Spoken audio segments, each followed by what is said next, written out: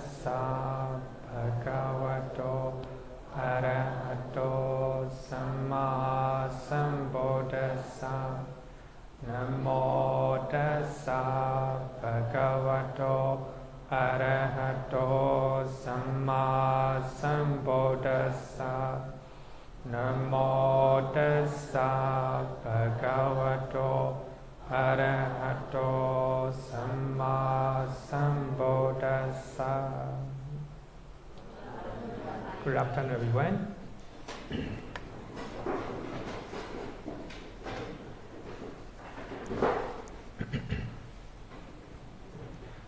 Today we will learn new chapter, Compendium of Conditionality.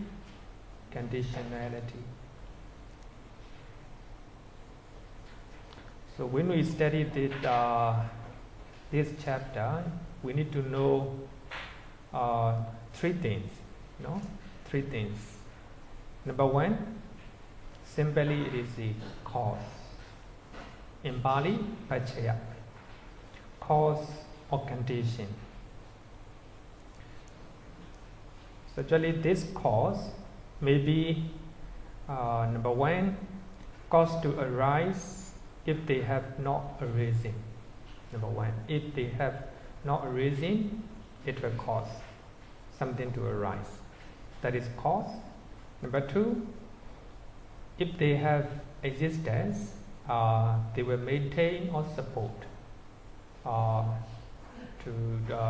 exist. To exist. The two things, it will cause for arising or something. That is, another one, if something is happening, that cause will support two things. Actually, cause can be the same with the conditioning things. Cause or condition, simply conditions. So according to Abhidhamma, so the cause or conditions can be chetas.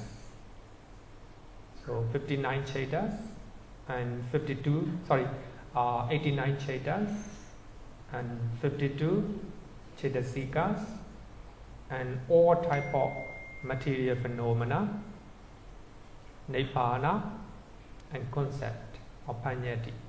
So that means anything can be the cause. According to Abhidhamma, we actually in Pali we are, and also actually technically we can use conditioning things.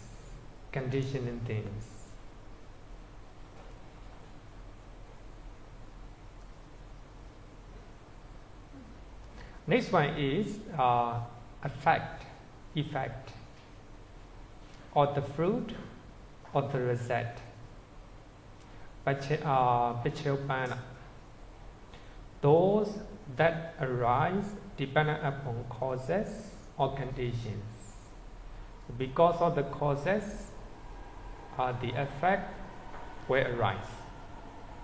Simply causing effect, right? The cause is called Paccaya. The effect, Paccaya. So the effect can be, we can use the word condition things. Sankatadhamma. Actually, Abhidhamma Sankaha use the word Sankatadhamma, the condition things. So because of causes, the effect can arise. According to Abhidhamma, condition things are chetas, 89 chetas, and 52 chetasikas, and all rupas except 4 material characteristics. 4 material characteristics. So actually in among the 28 matters, so except 4 material characteristics, Lakkhana Rupa, so the rest are conditioned things. Conditioned things. Because Nibbana and concept, Panyati, so they are not conditioned. They are not conditioned things. The reason is they are not conditioned by any causes. Any causes.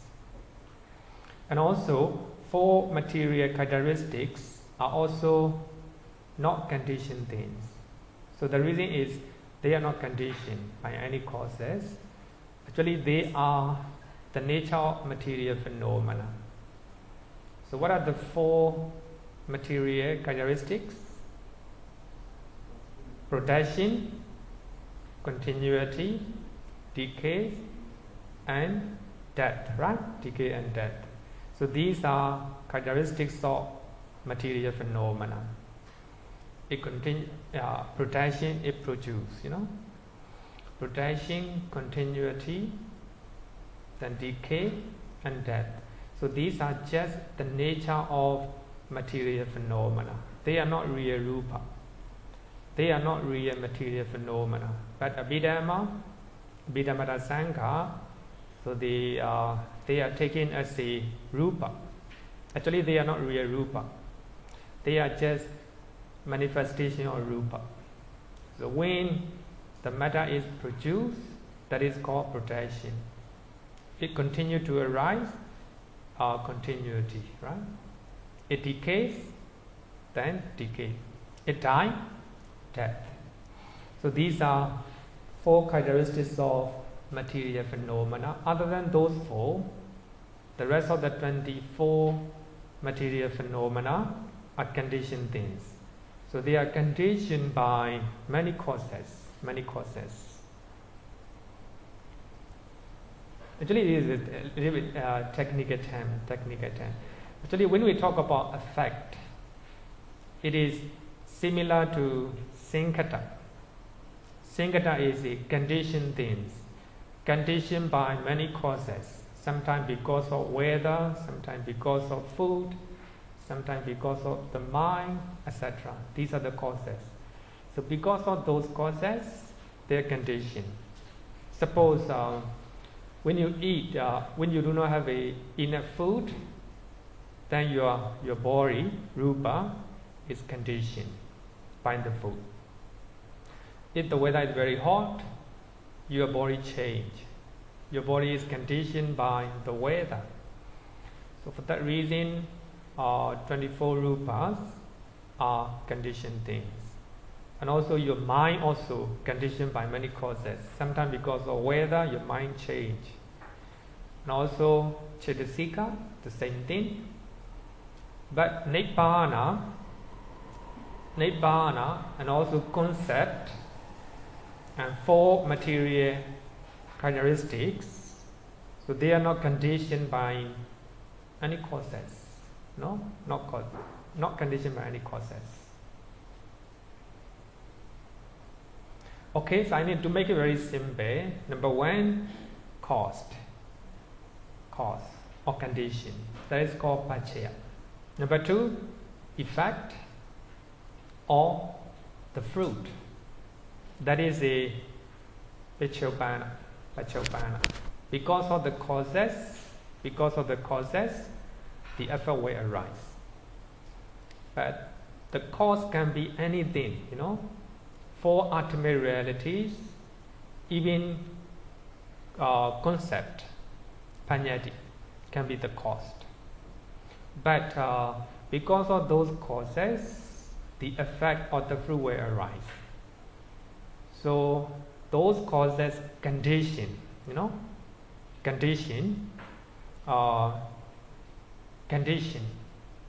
So the effect is conditioned by the causes, those causes. So those effects are Cheta, all type of Cheta, all type of Cetasika, and 24 rupas. Among 28, 4 material characteristics, Lakkhana Rupa, they are not conditioned by anything. They are just merely a concept or the name that show the manifestation of rupa. So to make it very simple, cause and effect. Cause is called Paccaya. The effect is called Paccaya. Before we learn conditionality, we must know these three. The last one is the force or the power. Paccaya Sati. So actually here, the Paccaya Sati is the quality that show how cause and effect are related to each other. How, So A and B are related to each other. This person and this person are related to each other. How it related? By way of son and daughter. Father and son. Or as a brothers. So actually here, the force or the power, in other words, the quality, how they relate each other, how they are related to each other. So actually this is a number 3.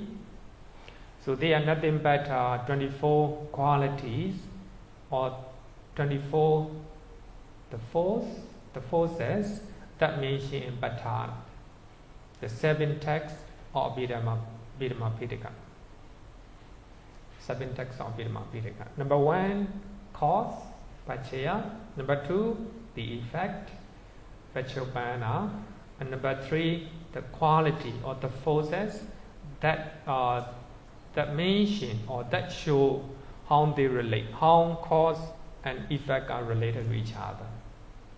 And then later you will understand that. Just like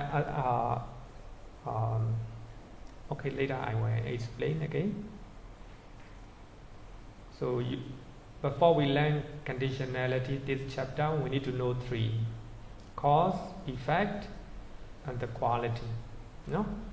How the cause and effect are related to each other. So here we have a twofold conditionality, 2 types of conditionality that we mention in this chapter. Number 1 is the method of dependent originations. The method of dependent originations.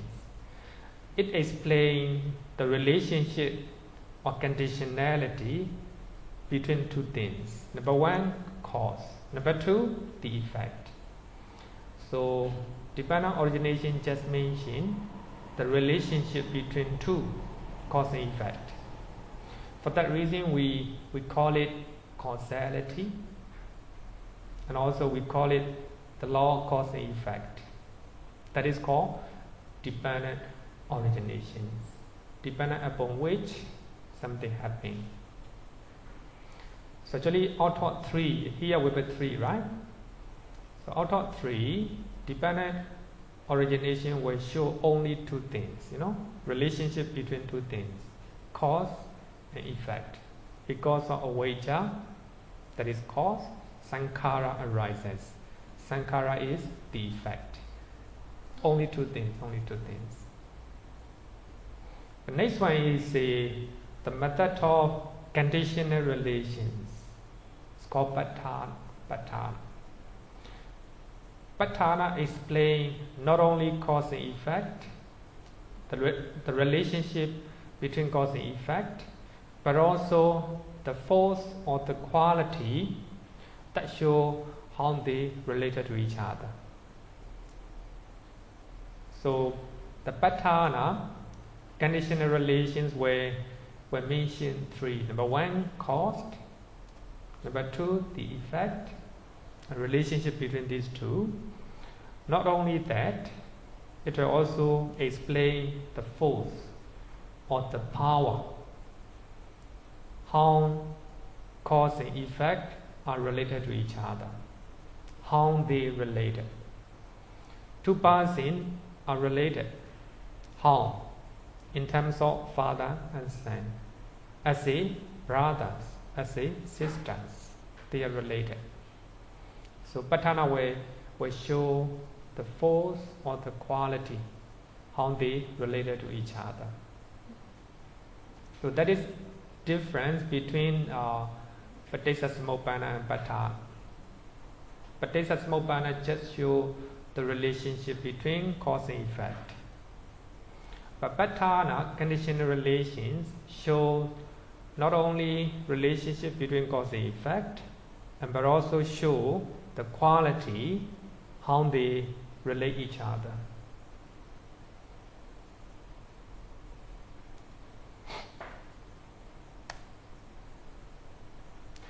Here, dependent origination just explains that A and B are related.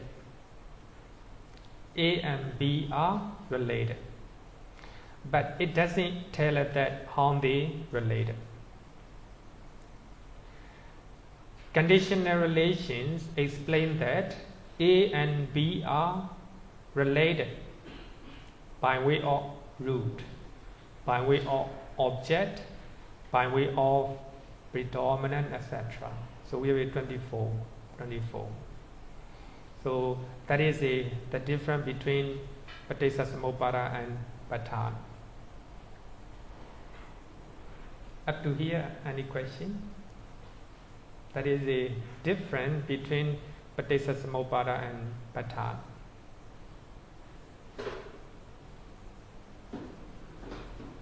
No question?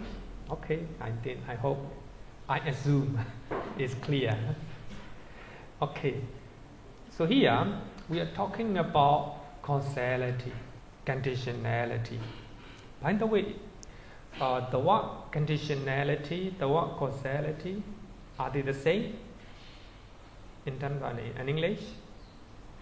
Conditionality, causality, are they the same? Not the same. Similar? Yeah? Sorry, almost similar, right? Almost similar.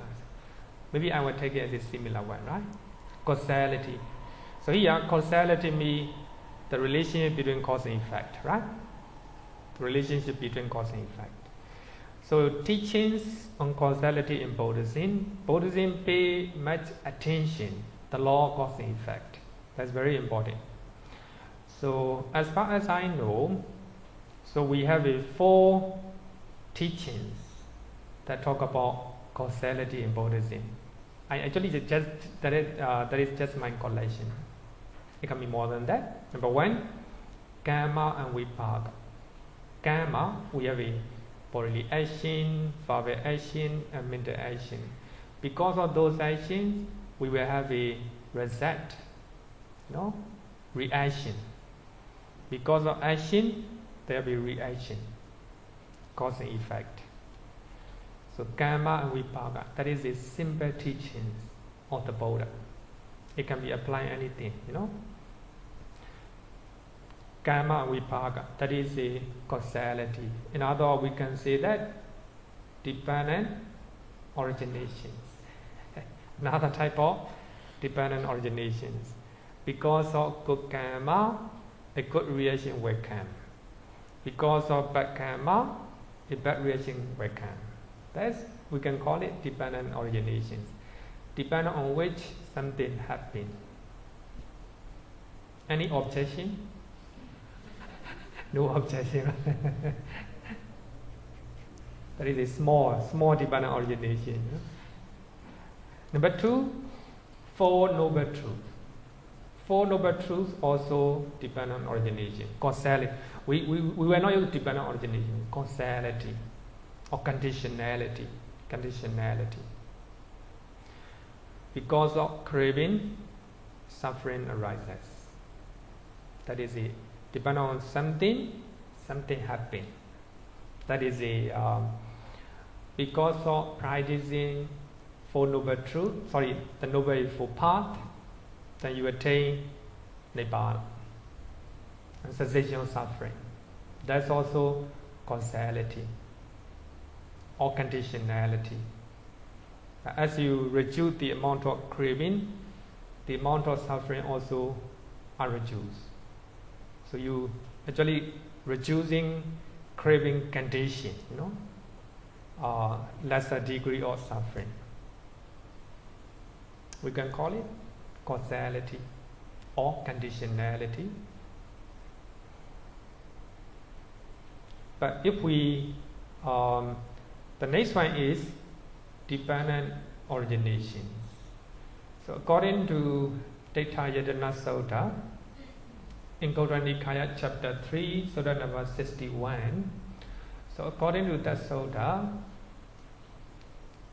a rising formula of dependent origination is second noble truth. So we can elaborate second noble truth by way of a rising formula of dependent originations. So that noble truth can be elaborated in terms of cessation formula of dependent originations.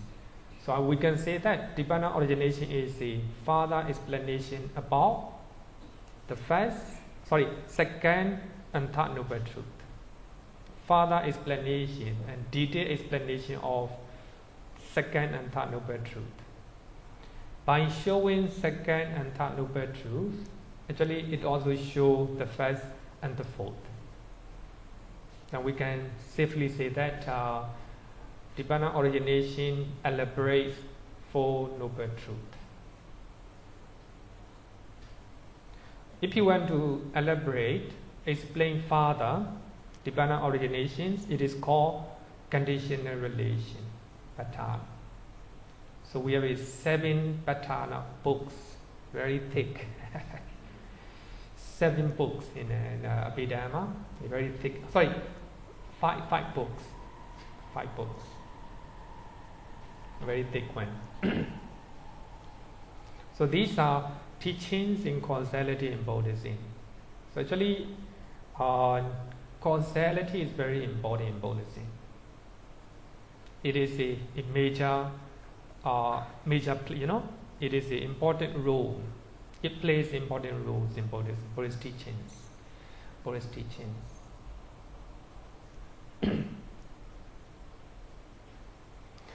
Now let's study about dependent originations.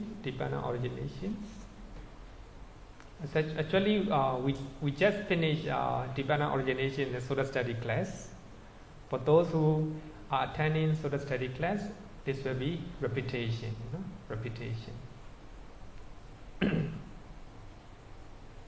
Then you can digest dependent originations. It's very important that dependent origination talk about for living beings, not for other things. That's very important. So we can apply dependent originations in our daily life. It is for human beings or animals, all living beings. It doesn't talk about any other things. But of course, Patana will talk about many other things.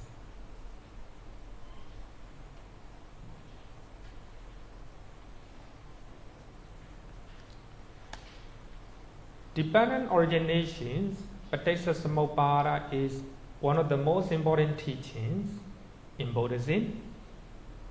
It explains 2 things: the origin of suffering and cessation of suffering.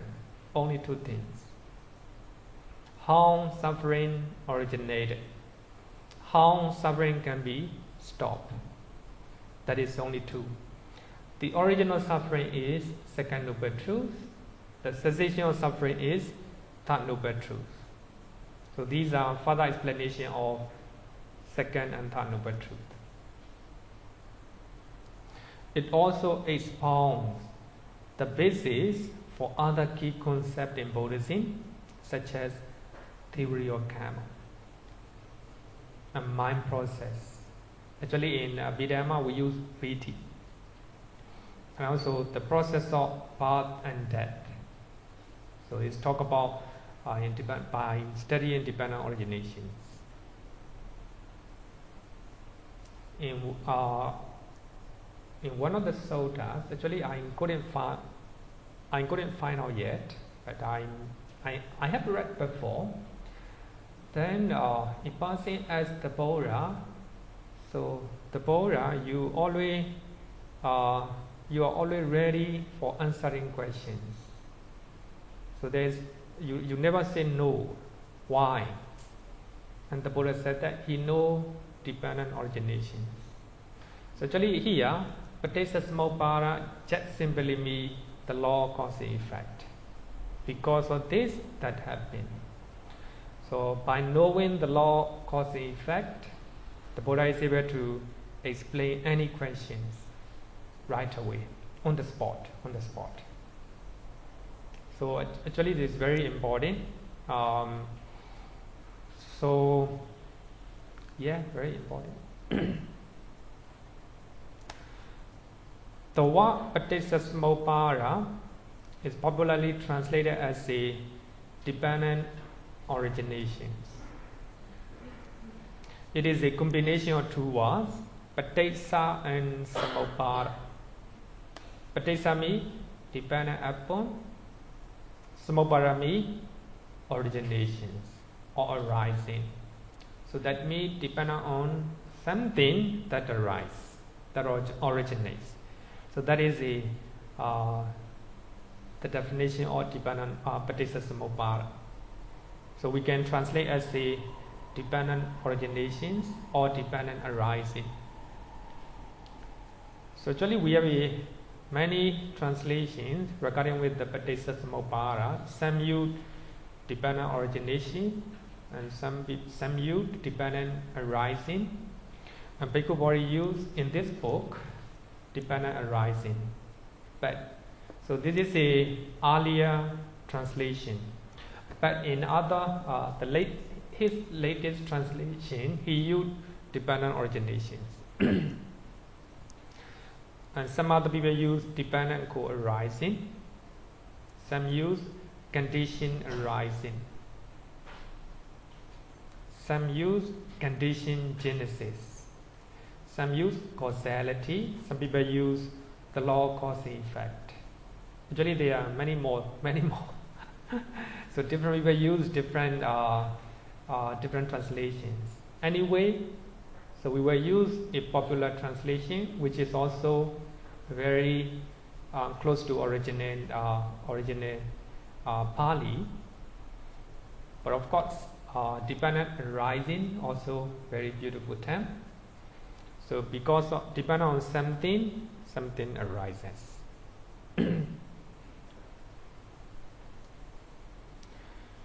I want to talk about a little bit about history of dependent originations or sources of dependent originations.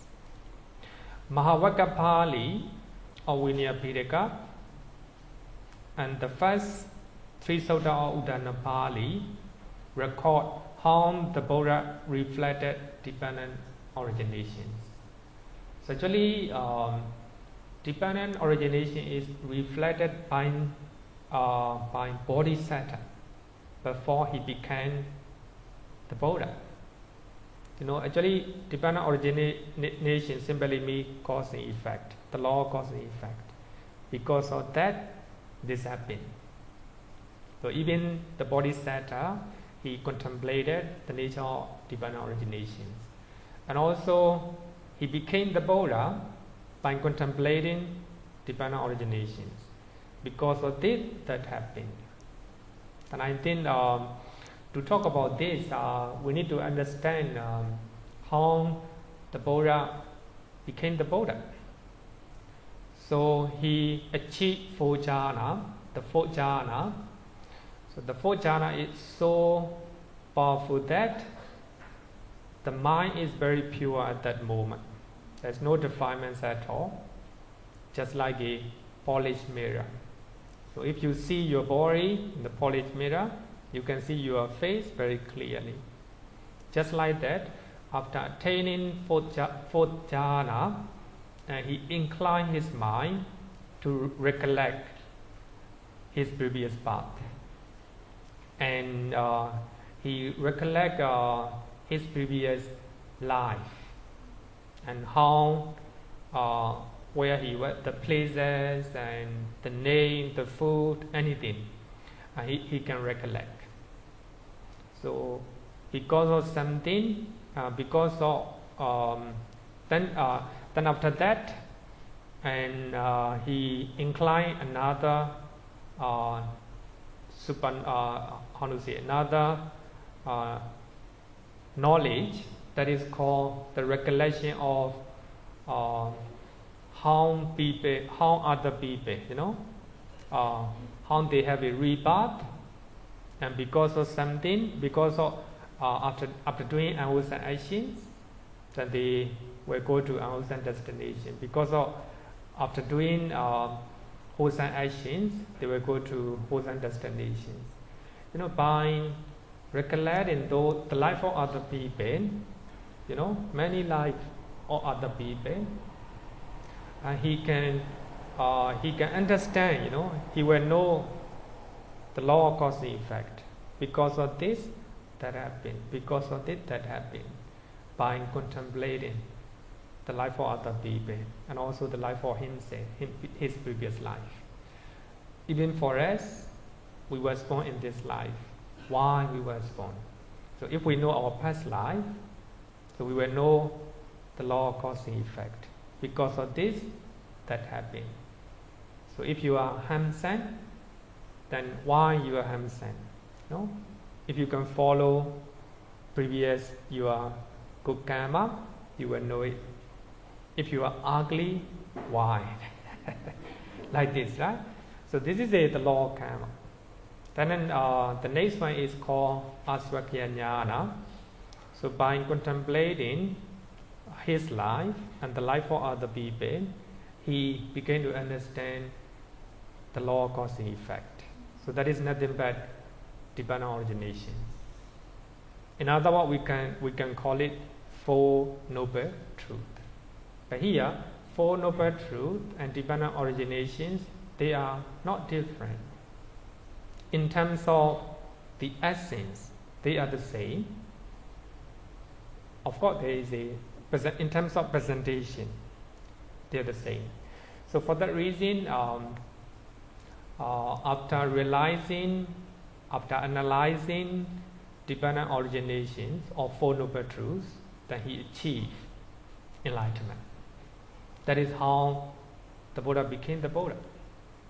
So if we study this one, so we can understand that the Buddha attained enlightenment by realizing Four Noble Truths and also by realizing divine originations. So that is the process.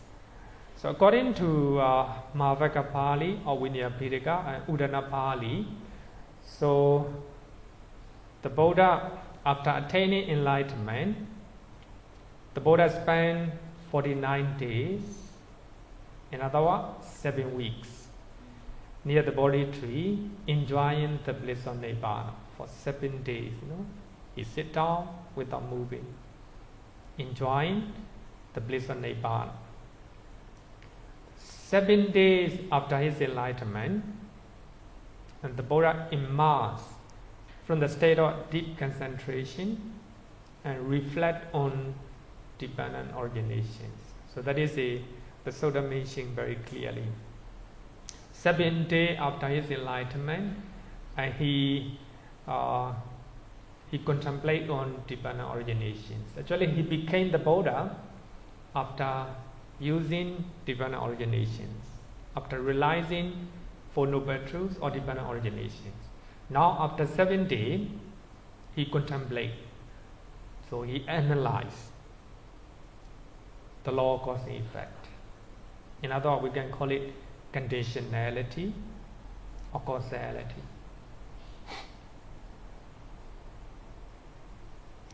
So on those sutta said that at the first Ocho night, the first part of the night, and he reflected divine originations in direct order. So because of avijja, sankhara arises. Because of sankhara, vijnana arises. So that is called anuloma. In other words, we can call it a rising formula. A rising formula. Dependent on A, B arises. So that is called arising formula. So at the second watch or night, he reflected dependent originations in reverse order. If you do not have ignorance, you will not have a sankhara. So if there is no A, then there will be no B. So that is called reverse order or cessation formula. So that is the second part of the night. And the third watch or night, he reflected dependent originations in both direct order and reverse order. The last part of the night. So in this way, he is very clear in his mind. Dependent originations, in other words, the law cause and effect is very clear to his mind. Because of this, that happened.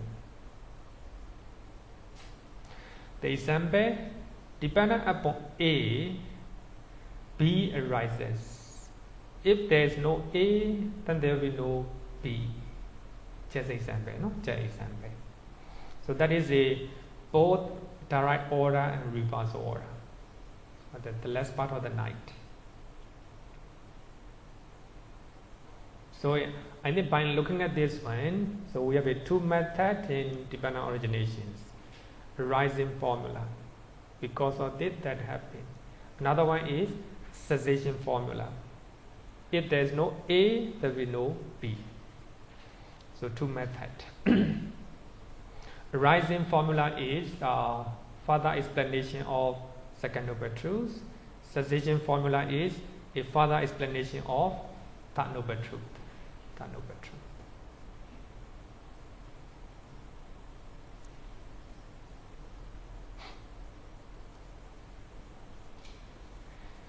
Mahanidana Sanyota, Venerable Ananda taught to the Buddha.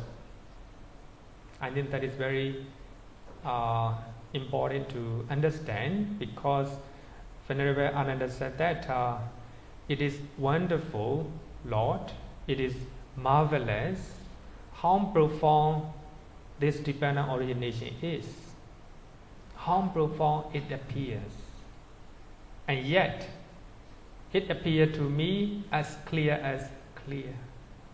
For me, it seemed to be very easy. Venerable Ananda said that. And the Buddha said that. The Buddha replied, do not say that, Ananda, do not say that. This dependent origination is profound and appear profound. It is through not understanding, not penetrating this doctrine, that this generation has become like a tangled ball of string, unable to pass beyond the woeful state of existence and samsara. But here, woeful state means not full woeful state. Samsara itself is woeful. Even the human realm, even the heavenly realm and Brahma realm is woeful. Here, according to here. Because we look at from the top-down view. So actually, the commentary mentioned that Venerable Ananda, as is Sotapanna, the law of cause and effect is very clear to him. In other words, he had learned a lot of Dhamma from the Buddha. For that reason, it seemed to be very, very easy for him. But it is just a Sotapanna level. Because he does not understand the law of cause and effect further, for that reason, it is difficult for him to become non-returner, once returner or arahant. But of course, in Sotapanna level, seem to be very happy, very easy for him, easy for him. The Buddha said that no, it's very profound, very profound. In Mahanidana Sutta, the Buddha said that without a clear understanding of dependent originations, even the mind of those who accomplish in jhana can be clouded with the ideal self or the ideal soul. Because if you do not understand, even though you have a lot of concentration, then you have peace of mind, serenity of the mind, but if you do not understand divine originations or the law of cause and effect, then so their mind can be clouded with the ideal self or the ideal soul. It's dangerous, you know.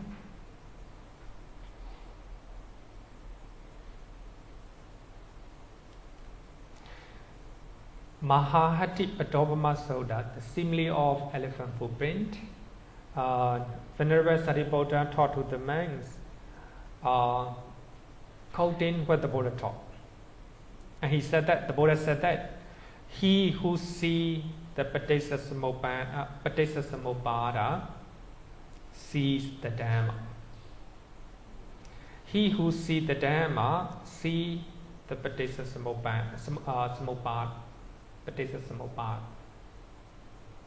So that means the Buddha equate with the Dhamma and Paccaya. But I think what the commentary say is very beautiful. The commentary said that Paccaya here means conditioning things, not 12-fold formula, what we are going to learn. Not 12-fold formula. So here, Paccaya means conditioning things or condition or cause, the cause. Here, Dhamma means condition things or the effect. So that means it talk about cause and effect. So if you know the effect, you know the cause. If you know the cause, you know the result. So actually they are connected each other. For that reason, so according to commentaries, if you know the cause, you know the effect. If you know the effect, you know the cause. So that means if you really understand suffering, you will understand why. Craving. If you really understand craving, you will know its result. If you do not know one thing, you do not know the others. They are related, right? They are related. So this is that means Paccaya. Because the reason is in that sutta, we do not find any 12-fold formula.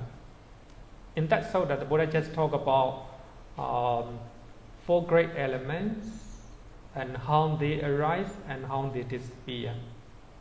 So actually, that means Paccaya, the Pali word there, Paccaya is not the 12-fold formula, dependent origination doctrine. It just means the cause. So the Dhamma is the effect.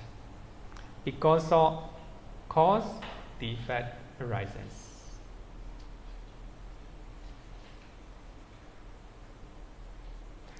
Question? Any question to hear? Okay. For us, as a lay devotees, right? So Huh?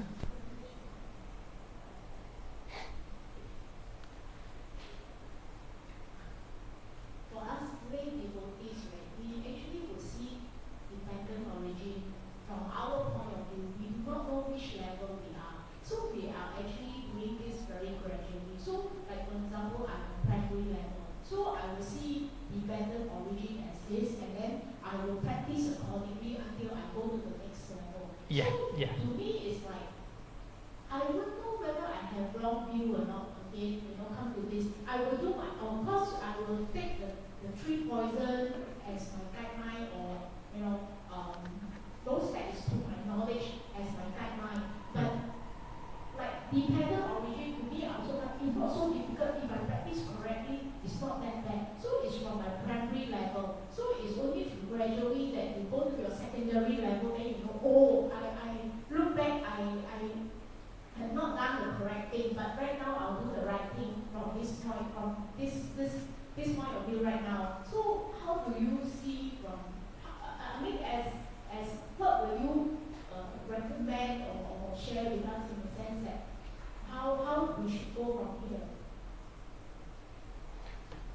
different, as I earlier said that in the Nidana Sanyota, right?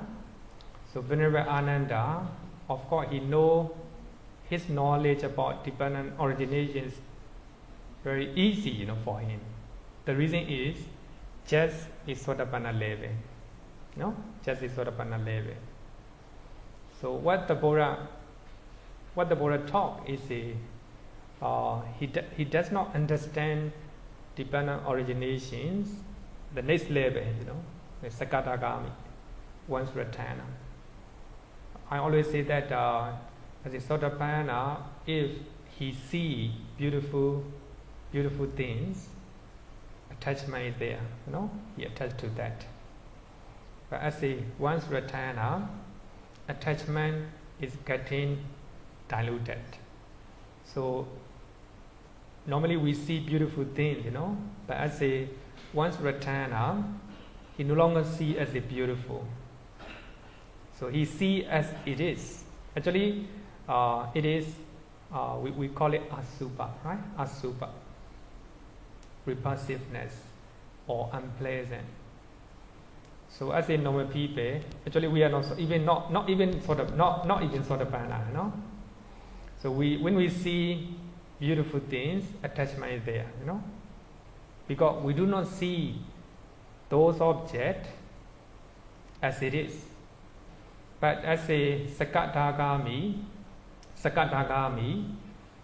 they see those things, what we so-called beautiful things, as a ugly or repulsiveness. Actually, that is the truth.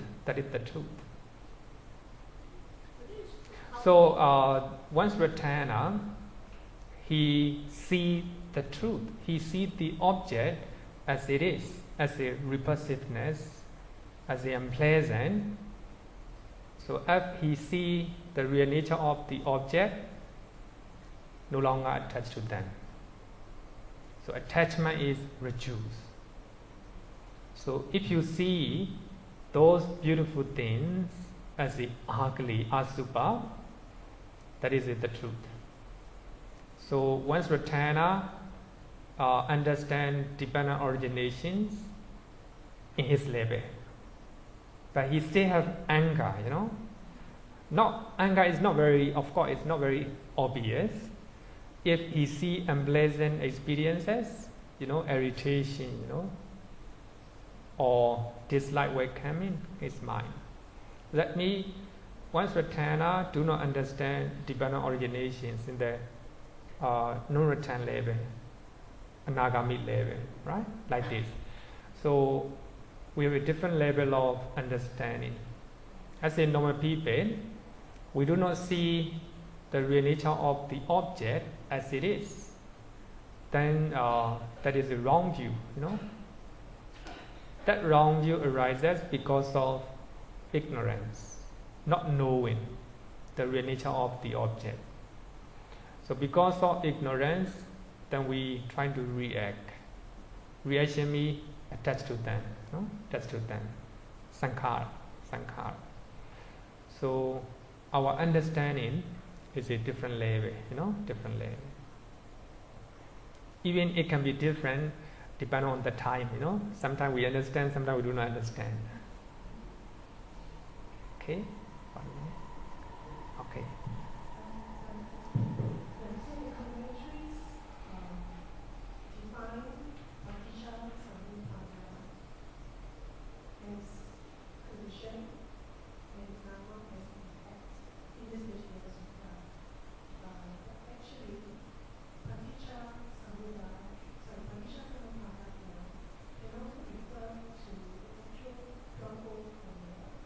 Yeah, you're right.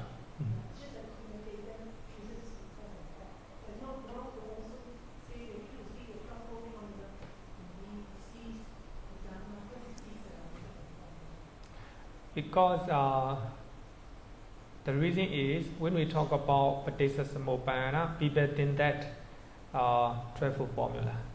So when we're talking about dependent originations, but in your mind's eye, you always see trifold formula, because of Vajja Sankhara arises. For that reason, I always say it many times, you know. Karma, vipaka, paticcasamuppada. Four Noble Truths, paticcasamuppada. The law of cause and effect, paticcasamuppada. Even in my Sutta class, at the end of the topic on dependent originations, I show 22 22nd fold formula. But we have a 22. Because of this that happened, because that happened. That's also dependent origination. But here, actually what the commentary said is very beautiful. The reason is, in this sutta, so Venerable Sariputta do not talk about triple formula. It talk about the nature of four great elements, the nature of rupa. So if you see the cause, you know, the Buddha, Venerable Ananda Sariputta talk about the cause and also the effect. So actually he take it according to that sutta.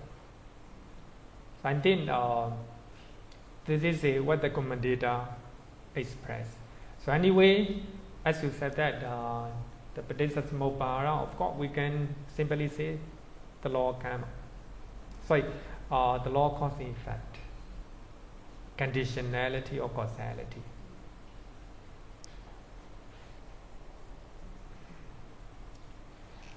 Okay.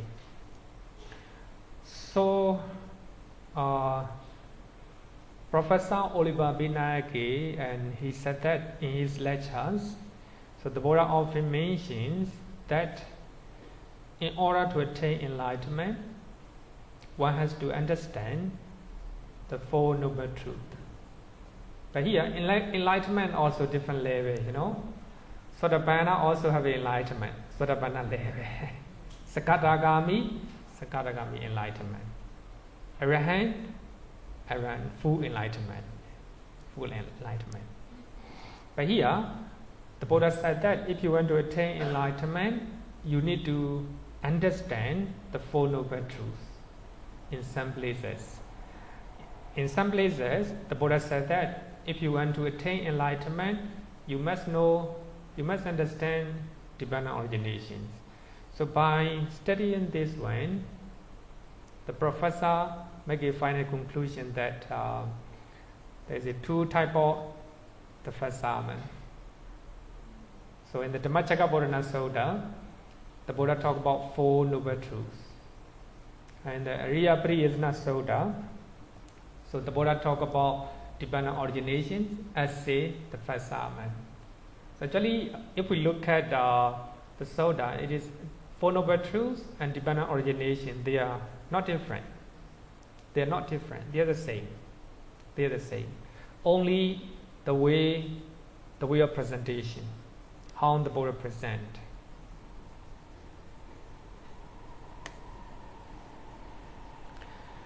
Many suttas in Sutta Pitaka, especially Nidana Sanyota, nearly 300 discourses.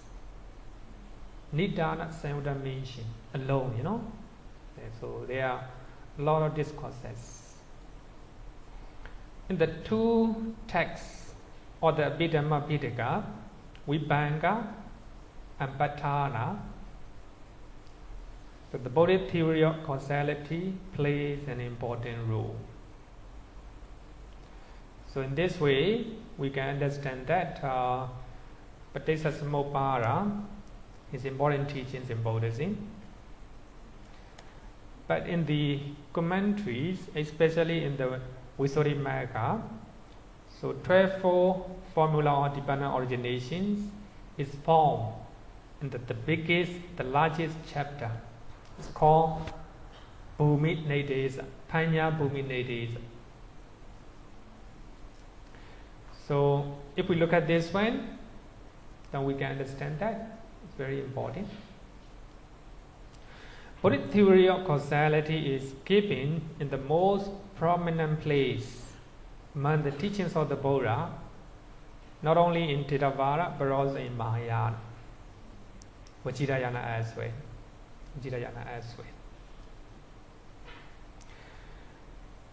the meditation masters from all Buddhist schools pay much attention to the dependent originations, Paticca because it shows how our mind functions and how our mind reacts when it contact with outside object.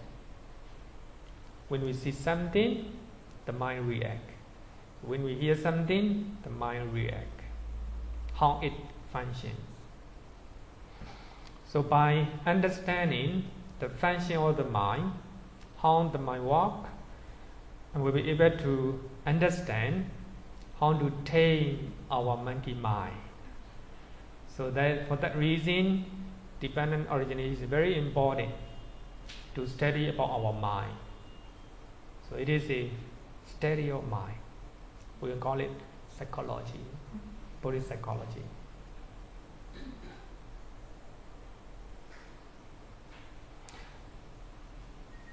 4 years ago, when I teach dependent originations in my social study class, because I put it under meditation.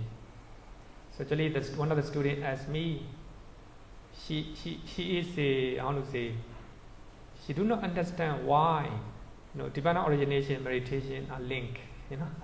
She do not understand. But later I explained that they are very important. They are related. If you do not understand dependent origination, here dependent origination simply means the law of cause and effect. Because of that happened. You do not understand meditation. Sometimes when we go outside, we see the object. Sometimes pleasant, sometimes unpleasant. We hear the sound, pleasant, unpleasant. Then when we understand dependent origination, the law of cause and effect, easier for us to control our mind. So that is a meditation is training our mind. Then dependent origination will show us how to tame.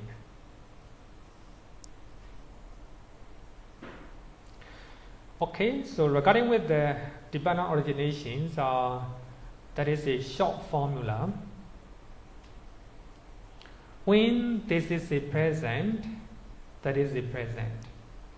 Imasame sati idam hoti. When there is A, there is B. There is B. From the arising of this, that arises. Depending on A, B arises. So that is a arising formula or dependent origination. Actually, to know the cause is very important. Why it arises. So actually, the Buddha knew the cause. For that reason, when the Buddha talked about the world, he used 2 methods. One, in terms of 5 aggregate. 5 aggregate is the world, your world or mine. Actually, we see the same thing, but the way we perceive is different. So depending on our perception, depending on our outlook, then the result, the world will be different. Another word, the Buddha used the word 6 sense bases. See something, hear, then taste, smell, touch, and think. So these are the 6 sense bases.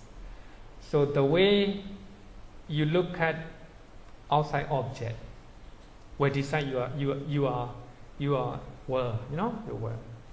So if you perceive in proper way, your world will be pleasant, good. If you perceive in improper way, so your world will be bad. So actually that is the world is dependent on how you see and how we perceive. But here, the cause is very important. Another one is when this is absent, that is absent. It looks very simple, but it's very important.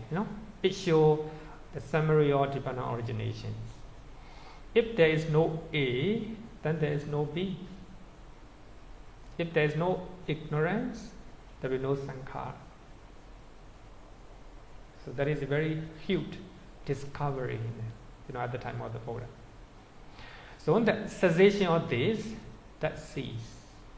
So when there is no A, B, C. So that is a short formula of Nibbana origination.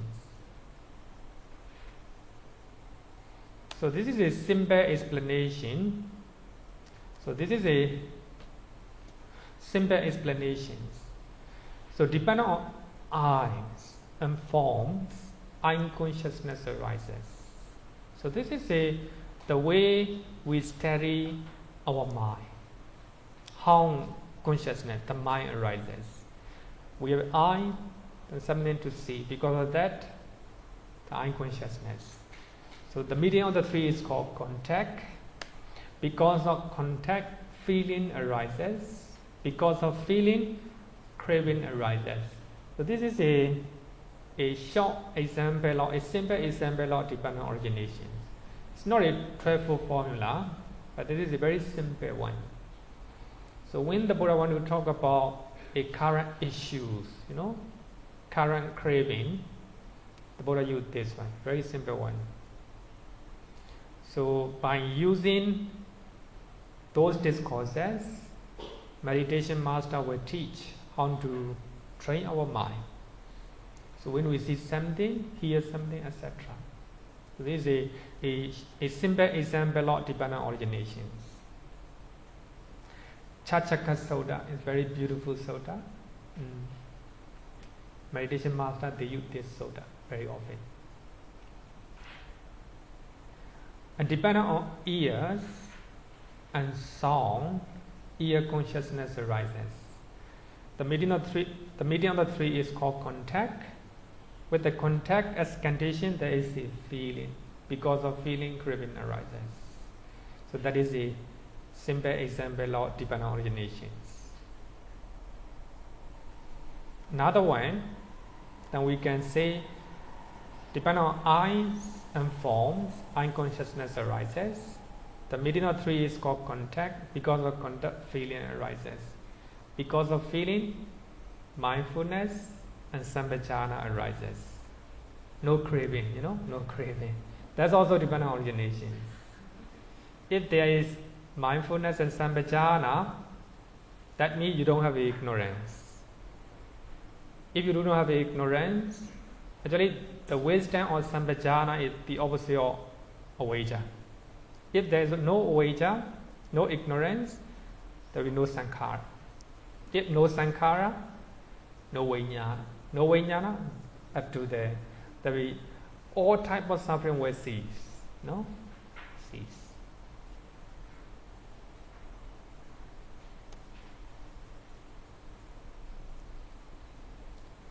Twelfth formula of Nibbana origination is known as Bhavacchaka. Visuddhimagga gave this name, circle of existence. In the 12th formula, the Buddha used two methods. Number one, direct aura or arising formula. The second one, river aura or cessation formula. So that is a Nibbana originations. Any question up to here? No question, right? Okay. Then the wheel of life, because of ignorance, volitional formation arises. Because of volitional formations, consciousness. Because of consciousness, mind and matter. Because of mind and matter, 6 sense bases. Because of 6 sense bases, contact.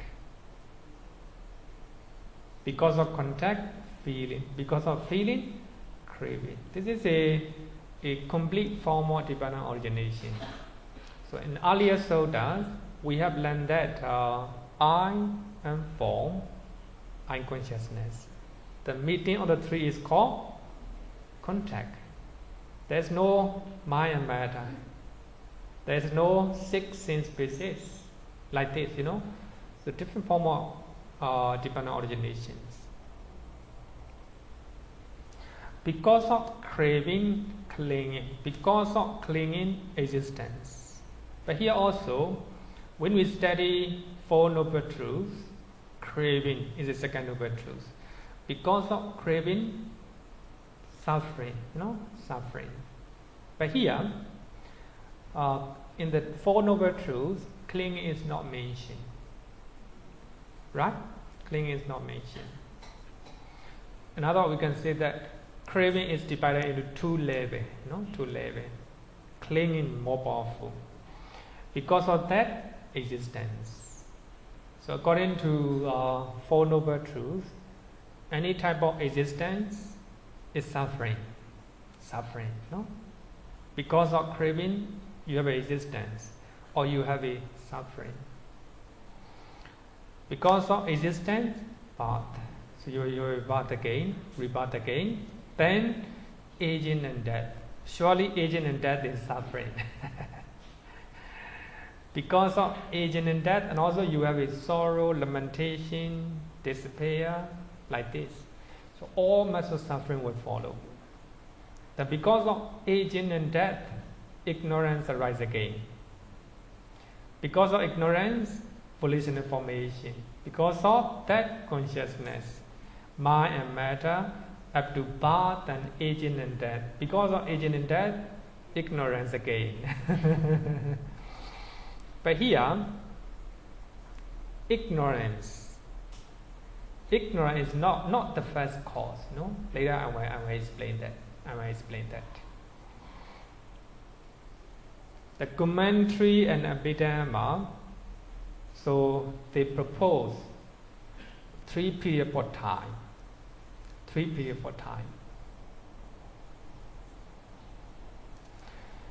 Ignorance and volitional formations, so they are past causes. The causes in the past life.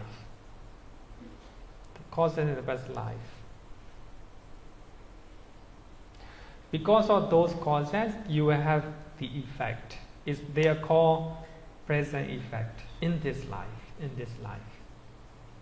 Consciousness, mind and body, mind and matter, 6 sense bases, contact, feeling and sensation. These are present effect. Because of ignorance and volitional formation, you have all these in this life. Then, because of feeling, craving arises again. Then because of craving, clinging arises. Because of these two defilements, and you will do sankhara again, karma again. So these three are called present causes. The causes that you do in this life. Because of those present causes, you will have a future effect. So here we have two future effects. Rebirth and aging and death. Actually here, birth, aging and death, they are nothing but 5 effects. That is a consciousness, and 6 mind and body, mind and matter, and 6 sense bases, contact, feeling. Actually, the birth, aging and death, these are just a conventional terms. According to Abhidhamma, birth and death are just a conventional term, so we give the name for convenience sake. Actually, this is a birth and death are the name of 5 present causes. If we talk another one, we can say that birth and death are another name of consciousness, the mind and matter, the 6 sense bases, contact and feeling. So these are the another name for the birth and aging and death. So these are, according to commentary and Abhidhamma, 3 periods for time.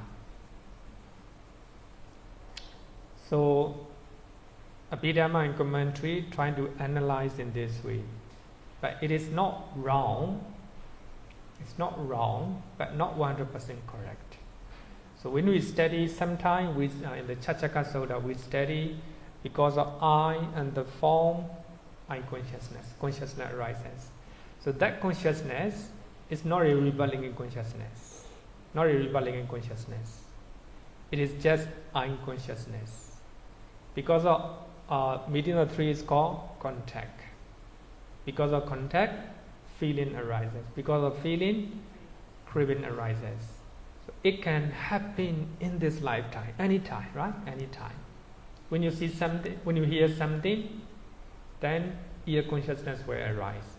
Contact, feeling, craving. It can for that reason, some people, some scholars said that dependent origination do not talk about 3 lifetimes. It talk about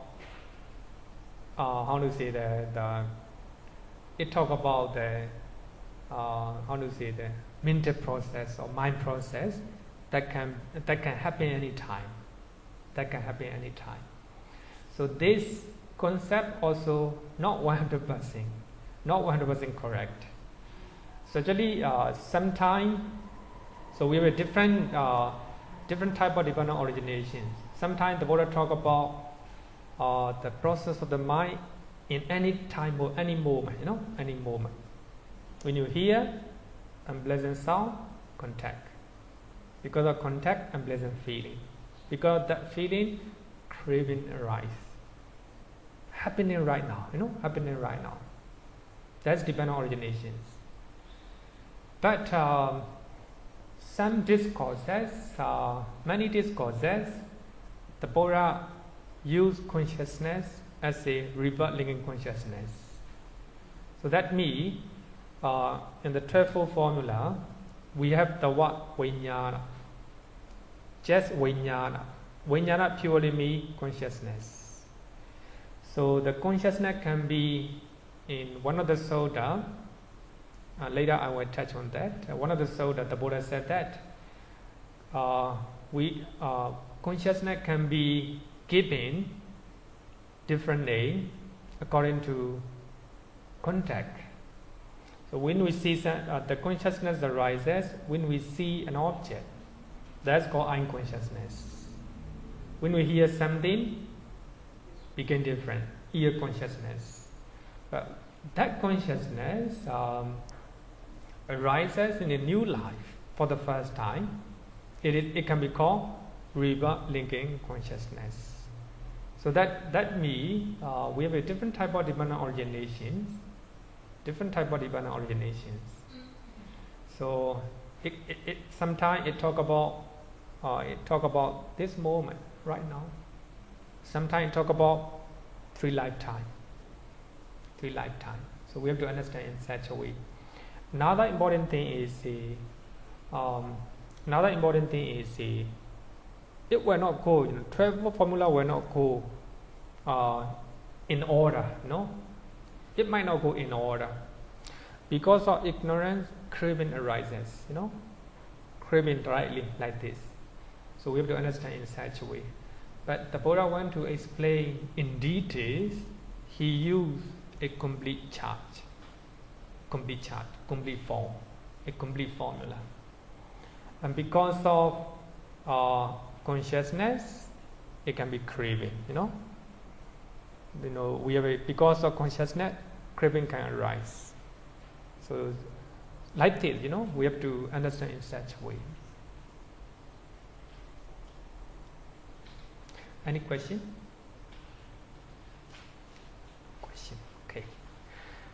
Okay, according to Abhidhamma and commentaries, 12-fold formula is divided into 3 lifetimes.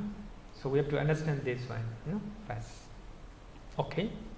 Then, regarding with the 12-fold formula, dependent origination is not a philosophical theory of evolution of the world. Some Buddhist scholars, they want to describe dependent originations as a theory of evolution like this. They use very big term, big name to attract the public, or to attract the, especially I want to say the educated people. They use very big names. Actually, it is very simple. It makes no attempt to dig out absolute original life. It just talk about mind process. Sometimes it can be in this moment. Sometimes it can be to lifetime.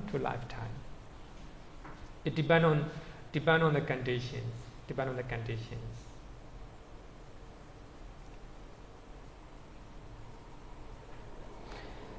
The doctrine of Paticcasamuppada can be illustrated by the Sakhe, as I have earlier. So in a Sakhe, any given point may be taken as a starting point. Sometimes the Buddha used craving as a starting point. Sometimes feeling. Sometimes 6 sense bases. So anything can be starting point, not ignorance. But of course, ignorance is very important. For that reason, we start from the ignorance.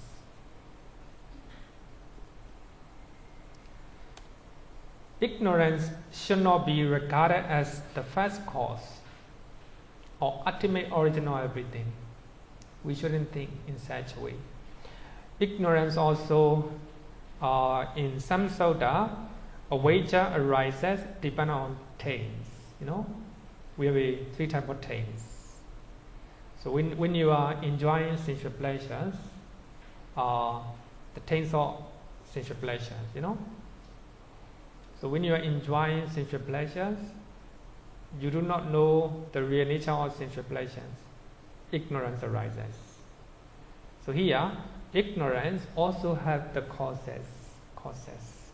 Sometimes because of 5 hindrances. Sometimes when you are angry, vyapara, then you do not know your mind. Ignorance. So like this, ignorance also, avijja also have a causes. So in that way, we can understand that everything has their own causes. Ignorance is not the first cause. Ignorance also has a lot of causes. Because of aging and death, you have ignorance. You fear death. That means fear arises because of ignorance. So aging can also be the cause of ignorance.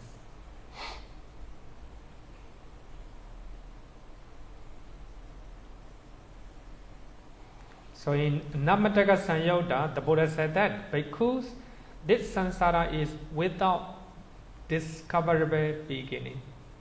Ignorance is not the beginning. Not a beginning. The first point is not descent of beings roaming and wandering on, hindered by ignorance and fettered by craving. But here, 2 main causes: the ignorance and craving. But ignorance and craving are not the beginning. There's no beginning. Beginning is not descent. Beginningless samsara. We do not know when we started. But if we practice the Noble Eightfold Path, then we can end this samsara. The end of samsara can be done. So here, what I want to say is, even the ignorance and craving are not the cause, not the first cause, not the first cause.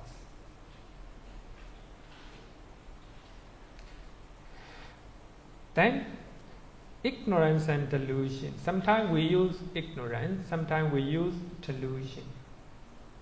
What is different?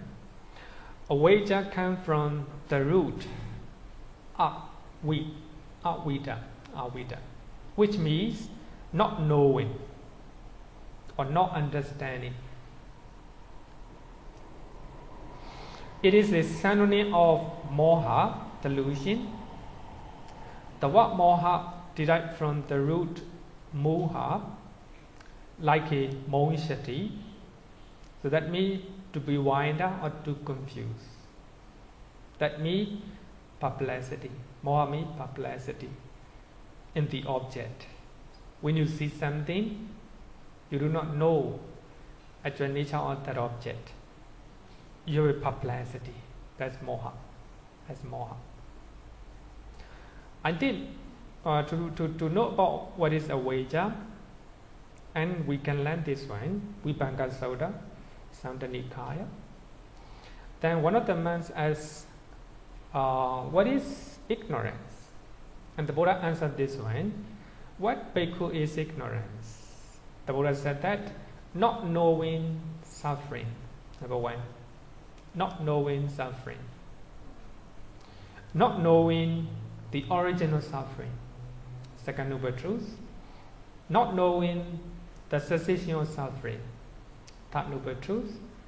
Not knowing the way leading to cessation of suffering. That is ignorance. Very simple. Very simple. Not knowing Four Noble Truths is called avijja. Actually, if we talk about this soda, if we use this soda, it's talking about Four Noble Truths. Four Noble Truths, the way to in all type of suffering. All type of suffering is avijja. We do not understand suffering as is suffering. That is avijja. As I earlier said that, Sotapanna, he removed a certain type of certain degree of avijja, but he still have some more avijja. No, seeing beautiful object as a beautiful, that is a avijja. You know, you do not understand the object as it is. As it is. That's because of avijja. Because of avijja.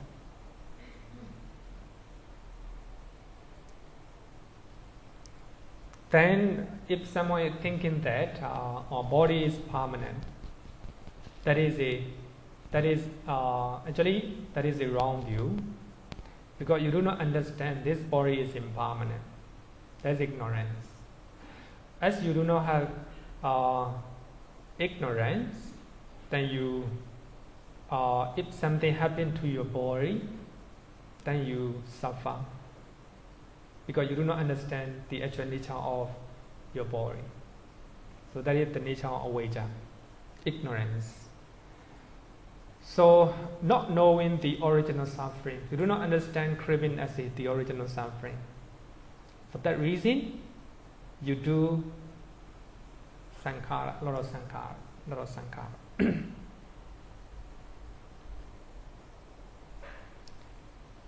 For that reason, the Buddha said that bhikkhus, it is because of not understanding, not penetrating the Four Noble Truths. So that means you have avijja or ignorance. I have you and I have room and wander through this long course of samsara. And the Buddha, actually in many discourses, the Buddha said that not knowing Four Noble Truths. Not knowing Four Noble Truths. But here I think knowing Four Noble Truths is very important. Very important. So if you do not understand, if you do not know the Four Noble Truths, you stay with avijja. You stay with avijja. So for that reason, in the Sutta study class, I choose meditation. I teach meditation based on the Four Noble Truths. Because understanding, if you understand Four Noble Truths, then you understand you don't have a avijja. If you don't have a avijja, then you will not have a craving. You know? The craving is the cause of suffering. No craving, the end of suffering. Four Noble Truths, very important. Not knowing Four Noble Truths is called ignorance. Ignorance.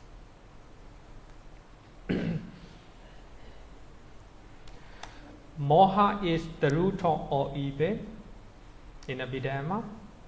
It is a direct opposite of wisdom. The opposite of wisdom is ignorance. The opposite of ignorance is a wisdom. No?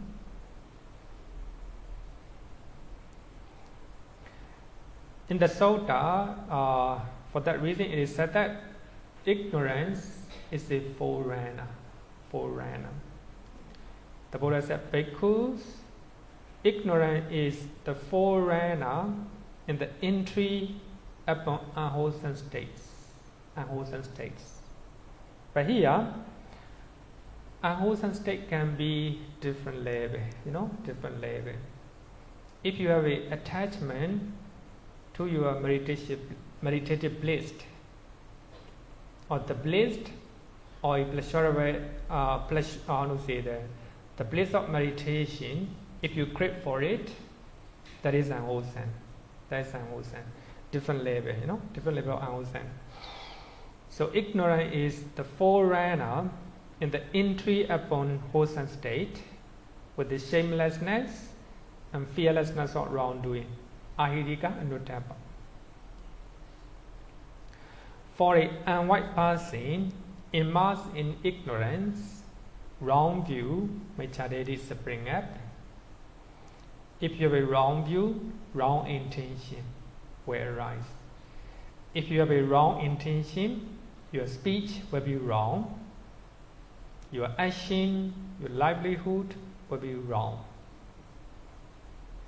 If you have a right livelihood, wrong effect.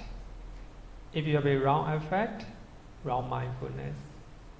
If you have a wrong mindfulness, wrong concentration will arise. If you have a wrong concentration and wrong understanding. If you have a wrong understanding, wrong view arises again, like this. So actually, ignorance, not knowing Four Noble Truths is ignorance. It is a forerunner of everything. It doesn't mean it is a starting point. Ignorance also the cause.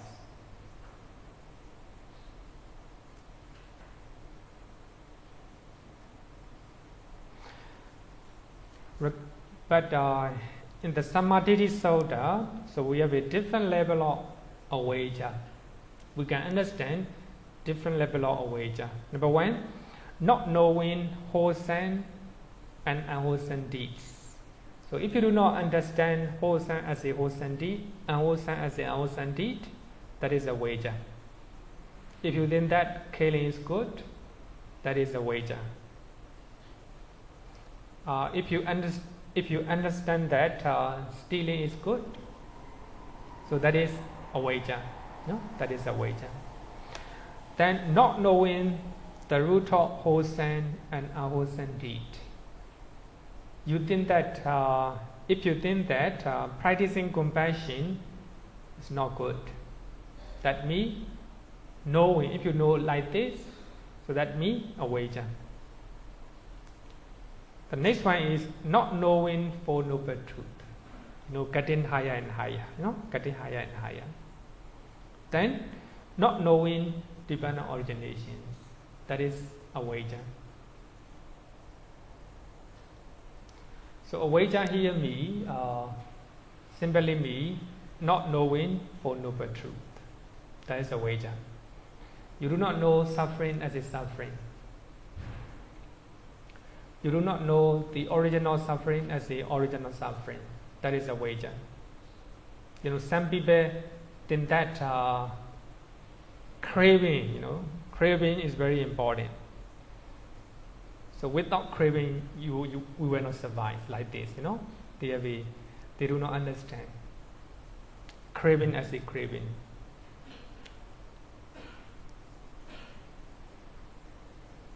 Any question up to here? No question, right? Okay. According to Abhidhamma, awaja means ignorance is non-knowledge of 8 things, according to Abhidhamma. Number 1, 2, 3, 4, Four Noble Truths. And number 5, the prenatal past.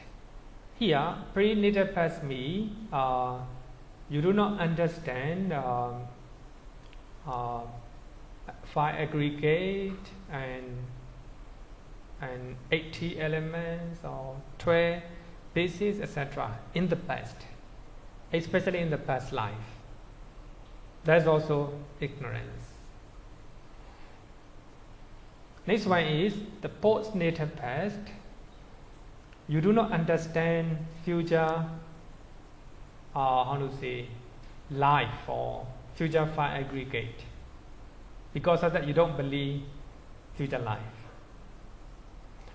And because you do not understand past five aggregate, you do not see, you do not understand. Because of that, you think that there's no past life.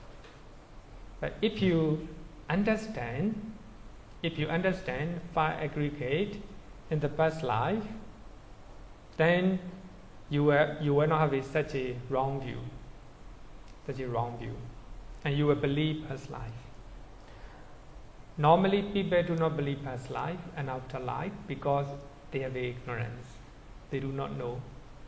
Even for us, sometimes, because of ignorance, we do not know aggregate in the past life. So it is ignorance. It's ignorance.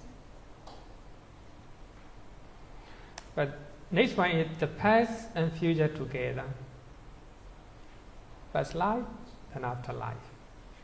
But of course, you know the present life, And the last one is the dependent origination, not knowing dependent origination. So actually, the nature of Abhidhamma trying to cover many things, Actually, Four Noble Truths, dependent origination, they are the same, If you talk about Four Noble Truths, you don't need to talk about dependent originations. If you talk about Four Noble Truths, you don't need to talk about 5, 6, 7. As we have learned in the footprint of simile of elephant footprint, anything can be put into Four Noble Truths. If you talk about Four Noble Truths, you don't need to talk about the rest. So that is, but of course, you need to know what the Abhidhamma says. Abhidhamma talk about non-knowledge of 8 things. Four Noble Truths, prenatal past, the postnatal past, the past and future together, and dependent originations. Okay? That's ignorance. So if we conclude what is ignorance, I think not knowing as it is, not knowing suffering as is suffering, not knowing the cause of suffering as is the cause of suffering. Normally we do not know. Because of that, we create, we create for it.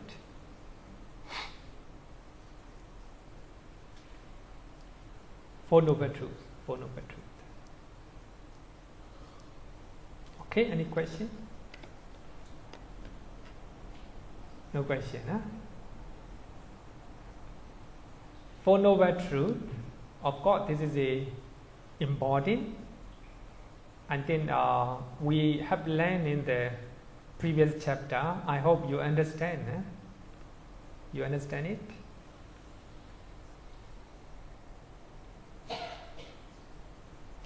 Second one, volitional formation, sankhara. Volitional formation, sankhara. Depending on ignorance, awaja, the volitional formation arise, sankhara arise. But here, volitional formations are bodily, verbal and mental activities done with the volition. So that volition is motivated by ignorance and craving. That's very not normal volition. That volition is motivated by, driven by ignorance and craving. If you do something because of ignorance, because of craving, your activities is called sankhara. Sankhara here means volitional formation or volitional activities. It can be done with the body, with your speech, and with your mind. So sometimes we can translate as a volitional activities. Volitional activities. Some activities that is done with the volition. Sometimes we use karma formation. So if you do with the volition, motivated by ignorance and craving, then karma is formed. Karma arises. You have a bodily karma, verbal karma, and mental karma.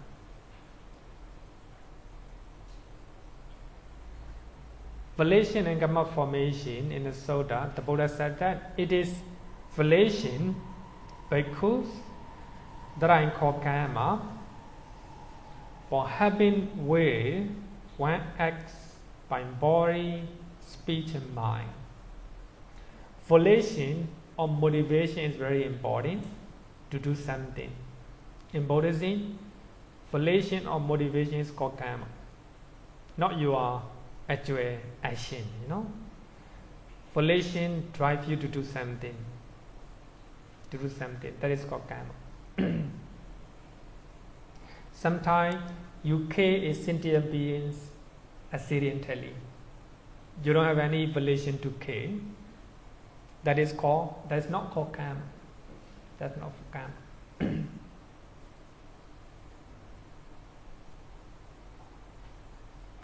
For having will, one acts by body, speech, and mind.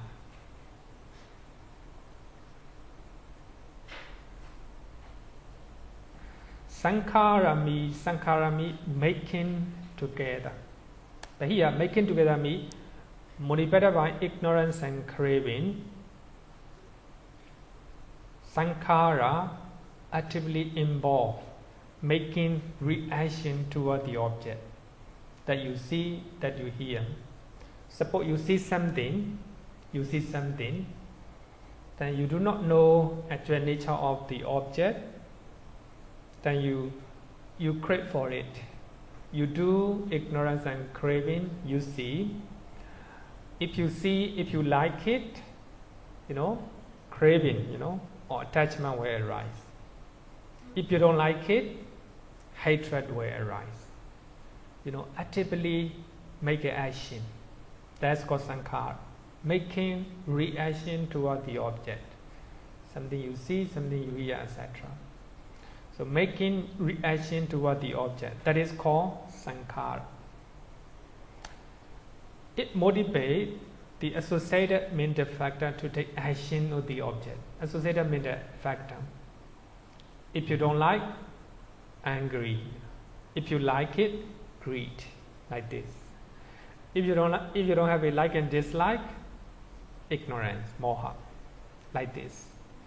So reaction. It motivates the associated mental factor to take action on the object. So we have three types of sankhara according to Vipassana Sutta. Very simple one. Number one, the bodily volitional formation. So that volitional formation is done with the body, motivated by ignorance and craving. Bodily volitional activities motivated by ignorance and craving. Sometimes you do with your body motivated by wisdom and motivated by compassion or loving kindness, etc. That's not called sankhara. That's not called sankhara. Only it is motivated by ignorance and craving. That's called sankhara. The verbal volitional formation.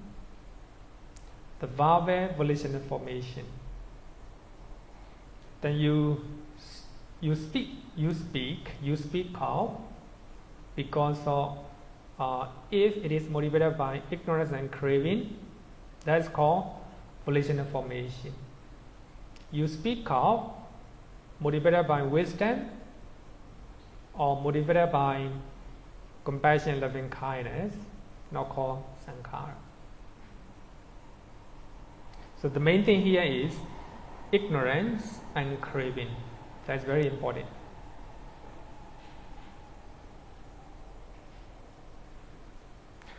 the mental volitional formation, that one also motivated by ignorance and craving, no? That's called mental volitional formation. Here the key point is motivated by, driven by ignorance and craving. You do something without ignorance, without craving. That's not called sankhara. So such action will not produce suffering. Any question?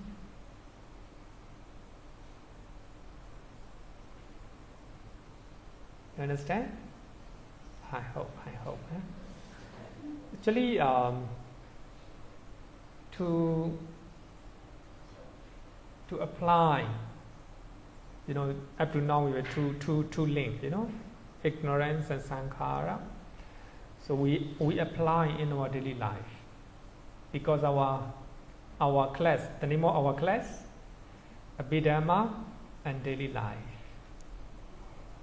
So we have to remove ignorance. We must try to see what it is, not to have ignorance. If we do not have ignorance, there will be no craving.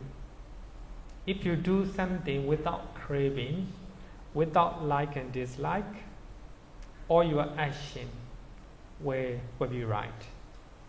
All your action will be right. So I think we can apply this Buddhist teaching.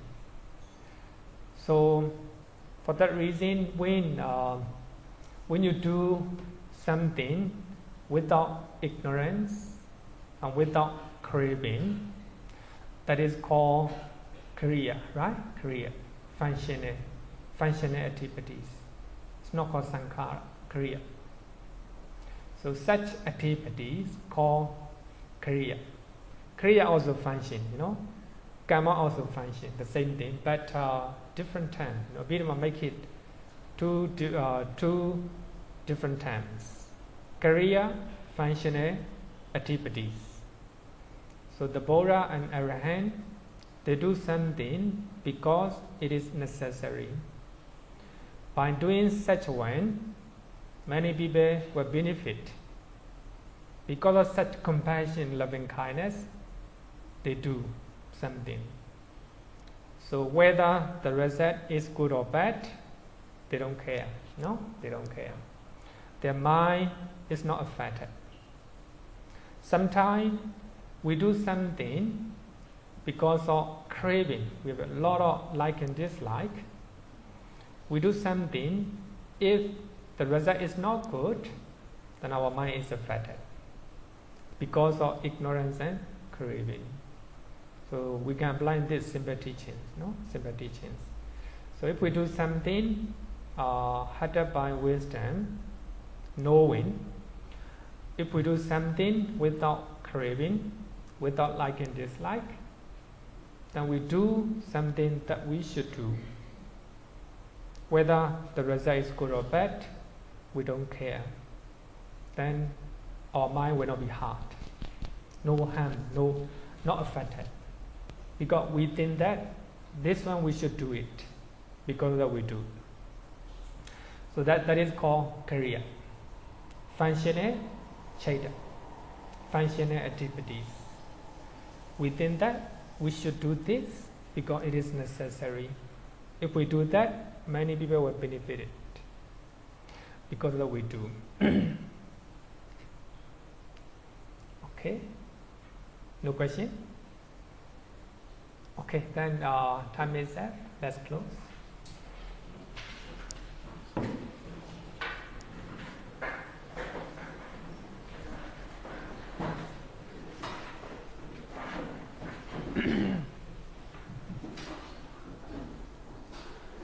Yo varatan bhavaro manu jesu sakyamuni bhagavakata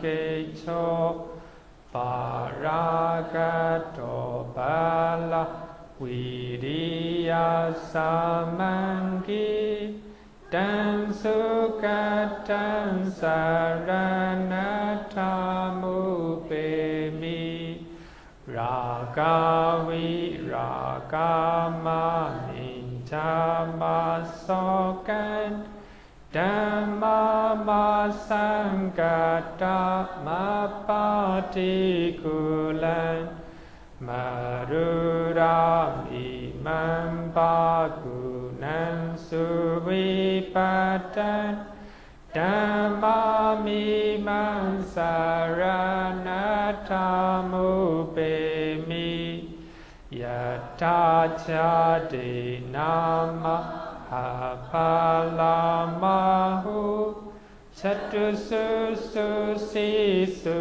purisayukesu Atacha pokala dhammadasate Sangami mansaranathamupemi. Sadhu, sadhu, sadhu.